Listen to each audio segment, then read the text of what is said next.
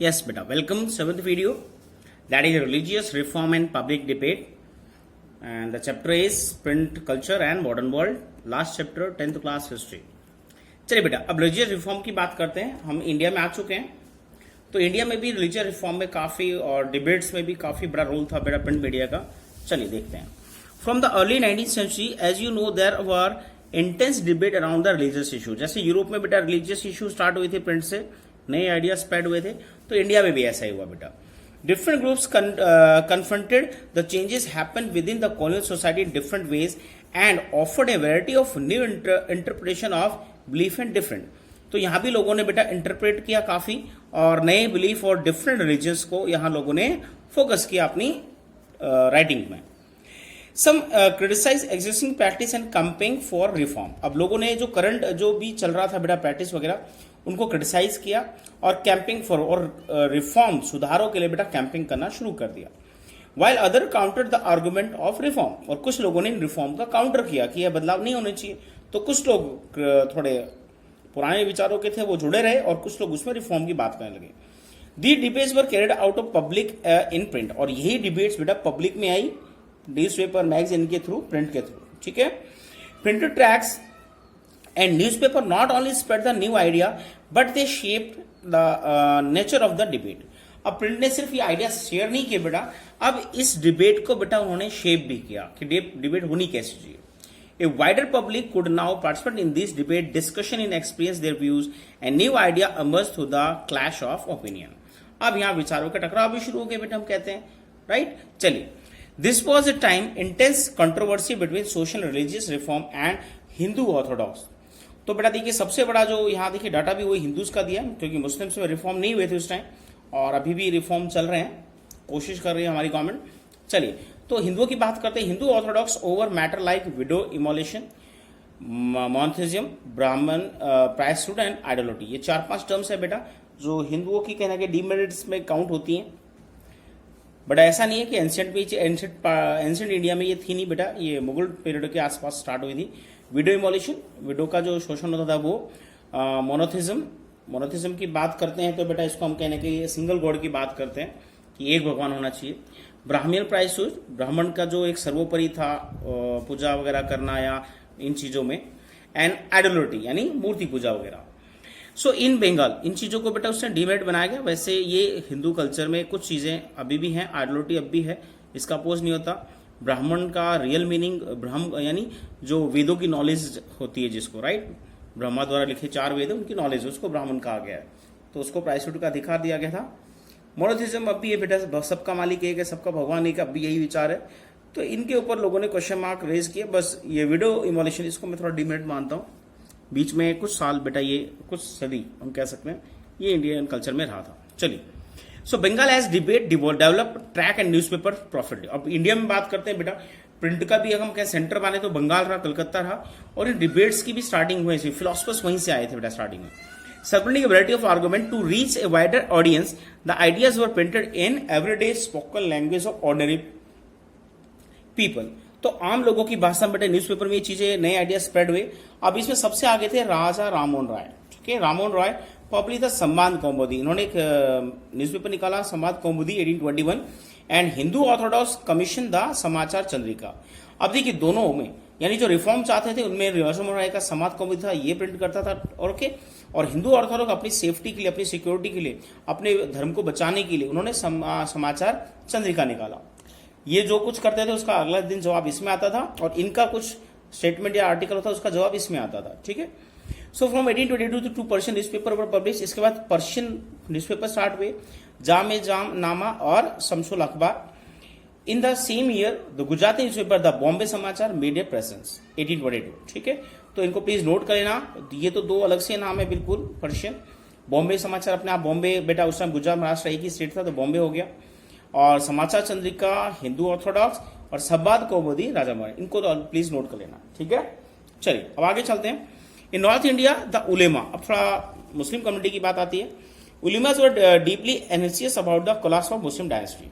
अब वैसे ही उलेमा दुखी थे. उलेमा से हम बात करते हैं बेटा, ये लीगल स्कॉलर्स हैं इस्लाम के, जो शरिया को कहीं ना कहीं ज्यादा मानते हैं, जो इस्लामिक लॉ है और इसको वो हर कंट्री में कहीं ना कहीं अपनाने की कोशिश करते हैं और गवर्नमेंट पे प्रेशर बनाते हैं इस चीज़ के लिए। अभी भी इंडिया में इसका एक बड़ा इशू चल रहा है, उलेमा अब भी शरिया को बहुत फेवर करते हैं बेटा, ठीक है, और इसको डीपलिंग जाते हैं, बहुत ज़्यादा कॉम्प्लिकेटेड है। आज वापस सो मुस्लिम डायनेस्टी, यानी मुस्लिम जो डायनेस्टी खत्म हो चुकी थी, ब्रिटिश का रूल हो गया था, उलेमा उससे काफी दुखी थे and they fear that colonial rule would encourage conversion and change the Muslim personal law. उनको बड़ा डर था कि हमारे पर्सनल लॉ चेंज ना हो जाए।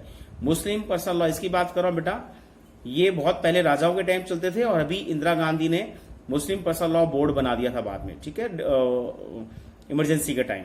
और अभी एक बड़ा इशू है कि इंडिया में एक लॉ नहीं है, सिविल लॉज इनके लिए अप्लाई नहीं होते हैं, क्रिमिनल लॉ अप्लाई होते हैं, सिविल लॉ अप्लाई नहीं होते हैं। बाकी अदर डिफरेंट रीजन की बात करें, सिविल और क्रिमिनल लॉ उनके लिए सबके लिए सेम है। इसका बड़ा करंट इशू है अभी। चलिए, counter this they use cheap lithographic press published Persian and Urdu translation of holy scripts and printed religious newspaper and track the Deoband ceremony। इसकी ये फेमस है बेटा, अब भी ये वर्क करता है। देवबंद ceremony founded 1867, नोट कर लें ऐसे। published thousand upon thousand of fatwas। ये भी एक फिर कहते हैं डीमेरिट है, बहुत बड़ी बेटा, इनका पता नहीं क्यों फेवर करती है, हमारी गवर्नमेंट के अगेंस्ट नहीं जाती है। तो ये इन्होंने देवबंद ने बहुत फतवा निकाले, telling Muslim reader how to conduct themselves. फतवा को हम कह रहे हैं कि इस्लामिक लॉ है जो यूजुअली गिवन बाय मुफ्तीज। मुफ्तीज बेटा ये लॉज अपने कहीं ना कहीं इनके जो वर्ड्स हैं, जो इनके ऑर्डर हैं, वो इनके पास से लॉ बन जाते हैं सारी कम्युनिटी के लिए, ठीक है। सो हाउ टू कंडक्ट, इन्होंने अपने कई फतवे निकाले जिसमें ये कहा कि कैसे कंडक्ट करना है, एवरीडे लाइफ कैसे जीनी है आपको, explaining the meeting of Islamic doctrine, Islamic जो डॉक्ट्रिन, इस्लामिक जो रूल रेगुलेशन है उनको कैसे फॉलो करना है। All thought the 19th century number of Muslim sections and seminars appeared, each with a different interpretation of faith, each keen on enlarging its following and countering the influence of its opponent।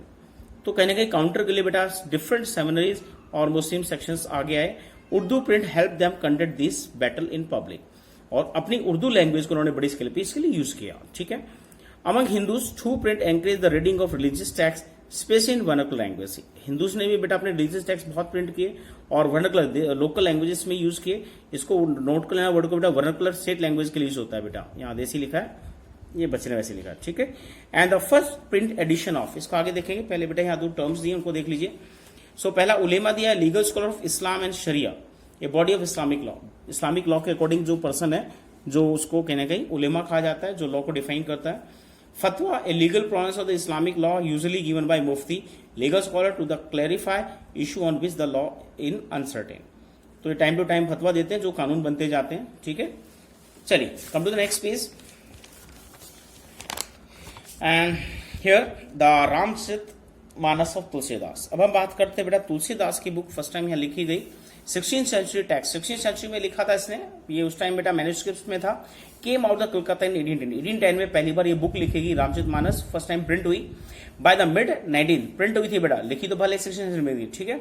By mid 19th century, the cheap lithographic edition flooded North Indian market. From 1880s, the Naval Kishore Press at Lucknow and the Shri Venkateshwar Press in Bombay published numerous religious texts in vernacular languages.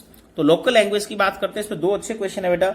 एक तो रामचरित मानस का हो गया 1810 कलकत्ता से start हुई book, ठीक है। इसका नवल किशोर प्रेस, इसको नोट कर लेना बेटा, 1880s प्रेस लखनऊ में सेटअप हुई। ऐसे श्री वेंकटेश्वर प्रेस बॉम्बे में स्टार्ट हुई बेटा। तो दो बड़े प्रिंटिंग प्रेस है, रिलीजियस टेक्स्ट के लिए जानी जाती थी इस टाइम। चलिए, in the printed in portable form these and could be release easily by the faithful at any place in time. They could also be read out the large group of literate and man women. तो इनको पढ़ के बेटा सुनाया जाता था, literate सभी के लिए, वुमेन और मैन सभी के लिए। Religious text therefore reached A very wide circle of the people, encouraging discussion, debate and controversies within and among different religion। तो लोगों ने डिस्कस किया इन चीजों पे, एनकरेज किया लोगों को पढ़ने के लिए, डिबेट स्टार्ट हुई, कंट्रोवर्सीज पे लोगों ने ध्यान भी दिया, ठीक है, डिफरेंट रिलीजन के बीच में जो कंट्रोवर्सी थी। Print did not only stimulate the publication of conflicting opinion. तो प्रिंट डिड नॉट स्टिमुलेट, इसको कहने रोका नहीं कन्फ्लिक्टिंग को among the communities, but it also connected communities and people different part of India. तो एक तो देखिए कन्फ्लिक्टिंग ओपिनियन तो लेके आया था प्रिंट, इसके साथ बेटा इसने लोगों को जोड़ने की भी कोशिश की। डिफरेंट पार्ट्स के लोग एक दूसरे की लैंग्वेज पढ़ने लगे, एक दूसरे के विचार पढ़ने लगे। Newspaper conveyed the news from one place to another, creating pan India identities. और इंडिया की जो आइडेंटिटी, आज हम इंडिया एक देश मानते हैं पूरा भारत, तो इस पैन इंडिया आइडेंटिटी को क्रिएट करने में न्यूज का बड़ा रोल है। ठीक है, तो किसी स्टेट में कुछ होता है, जैसे बॉम्बे है, बंगाल है, सेंट्रल प्रोविंस, ऐसी कई स्टेट बेटा ब्रिटिश ने बनाए हुए थे। जब इनकी न्यूज एक साथ पब्लिश होने लगी तो लोगों को जुड़ने शुरू हुए और अपने आप एक पैन इंडिया आइडेंटिटी क्रिएट हुई। ठीक है, यहाँ एक नीचे सोर्स डी में बेटा एक और न्यूज़पेपर दिया मराठी, देखिए, कृष्णजी त्रिंबक रानडे पूरा नाम है ये, of Pune India day publish A news paper in the Marathi language. 1849 में स्टार्ट हुआ था। ठीक है, ध्यान प्रकाश, इसको नोट कर लेना, इसके न्यूज पेपर का नाम था ध्यान प्रकाश बेटा। ठीक है, चलिए इसके बाद हम बेटा नेक्स्ट टॉपिक 8 स्टार्ट करेंगे, new reform of publication. Repeat कर रहा हूं बेटा, जो नेक्स्ट वीडियो आपका 8th पार्ट काफी इंपॉर्टेंट है, उसमें बहुत क्वेश्चंस हैं आपके लिए, तो थोड़ा सा उसके अच्छे से नोट्स बनाना। लेंथी है तो उसको 2 पार्ट में करेंगे। ठीक है, थैंक यू।